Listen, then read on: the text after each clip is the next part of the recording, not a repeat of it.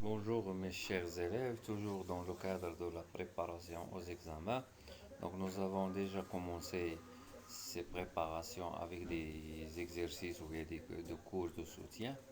Donc maintenant nous avons déjà la séance passée, on a corrigé la première et la deuxième exercice de la première série concernant le chapitre premier de la partie numéro un relatif à la régularisation des stocks. Maintenant, je continue avec vous sur la correction de l'exercice numéro 3 et l'exercice numéro 4. Donc, comme vous constatez, donc la correction de l'exercice 3 et 4 sur la régularisation des stocks. Pour le troisième exercice, dans le travail à faire, vous avez la première question, passer les écritures concernant la régularisation des stocks au 31/12/2016. Donc voilà donc pour la régularisation des stocks ou les écritures de régularisation. Donc vous devez aussi passer l'écriture d'annulation et de constatation, l'annulation du stock initial et la constatation du stock final. Vous avez ici un seul type de stock qui est la marchandise. Donc l'annulation comme nous avons la traité, il suffit de débiter le compte de variation de stock ayant pour numéro 6114 avec le montant du stock initial qui est de 35 000 et créditer le stock de marchandises qui est aussi de 35 000 et dans le libellé on va mettre si vous voulez annulation du stock initial. Pour la constatation du stock final, donc vous savez déjà le principe. Donc on va débiter le stock de marchandises par la valeur du stock final qui est de 40 400 et on va créditer le compte de variation de stock de marchandises et on va mettre si vous voulez constatation du stock final.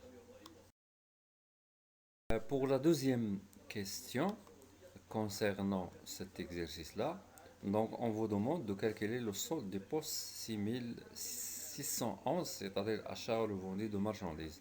Comme nous avons traité dans la leçon, le poste achat revendu de marchandises est égal à achat de marchandises.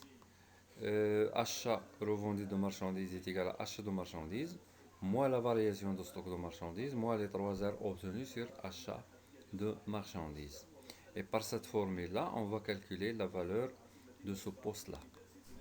Donc, vous avez comme achat de marchandises dans l'énoncé 851 600, moins la variation de stock qui est stock final moins stock initial, moins les 3 heures que vous avez 42 580, ce qui va vous donner, si vous voulez, un montant de 803 620 000 dirhams. Voilà donc ce qui concerne le deuxième exercice.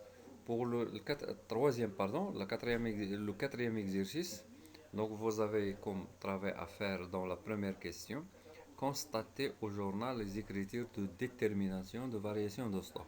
Ici, dans cette question, il suffit de constater les stocks finaux, car les stocks initiaux sont déjà annulés, comme vous voyez dans la balance ou bien l'extrait de la balance avant inventaire, vous avez déjà les comptes de variation, ce qui signifie que les stocks initiaux sont déjà annulés. Il ne reste à constater les stocks finaux pour qu'on puisse déterminer le solde. Donc la constatation des stocks final dans le journal, on va débiter les comptes de stock et on va créditer les comptes de variation. Donc le premier stock, vous avez marchandises. La valeur du stock final, c'est 190 000 selon l'inventaire extra-comptable. La matière première, 3121 ayant un code de 3121 matière première, la valeur du stock final est de 540 000. L'emballage, 6910. Les produits finis, 2 750 000. Et vous voyez les comptes de la classe 3, 3111, 3121, 3123 et 3151 pour le stock final. Et on va créditer les variations de ces stocks-là, variation de stock de marchandises 180, le même montant, avec le code de la variation, ou bien le numéro du plan comptable 6114, 61 241, c'est la variation de la matière première.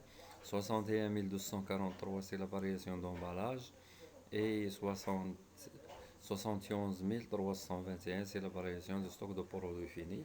Et le labellé, comme vous le savez, on met toujours la constatation des stocks finaux. Au niveau de la deuxième question, on a demandé de présenter un extrait du CPC. Voilà donc cet extrait du CPC. Donc vous avez la première catégorie, ce sont les produits d'exploitation. Il y a vente de marchandises en l'état que vous avez dans cet exemple 917. Et 917, c'est tout simplement le montant des ventes de marchandises moins les 3 heures obtenues les 3 heures accordées sur vente de marchandises, ce qui nous reste 917. Vous avez vente de biens et de services produits 1 050 000. Et donc si on additionne les deux postes, vente de marchandises avec vente de biens et de services produits, pardon, et on obtient le chiffre d'affaires qui est 1 967 000. La variation de stock, c'est une variation négative, donc on a fait tout simplement stock final moins stock initial on a obtenu moins 150 000. On passe aux charges d'exploitation, vous avez les achats revendus de marchandises, c'est la même chose, achat de marchandises, moins la variation de stock et moins 3 heures pour trouver 5 000. Et achat consommé, c'est l'achat de matières premières, achat d'emballage, achat de matériel de fourniture, moins les variations de stock, moins les 3 heures, et on a obtenu 1 300 000. Voilà donc ce qui concerne cet exercice ou ces deux exercices.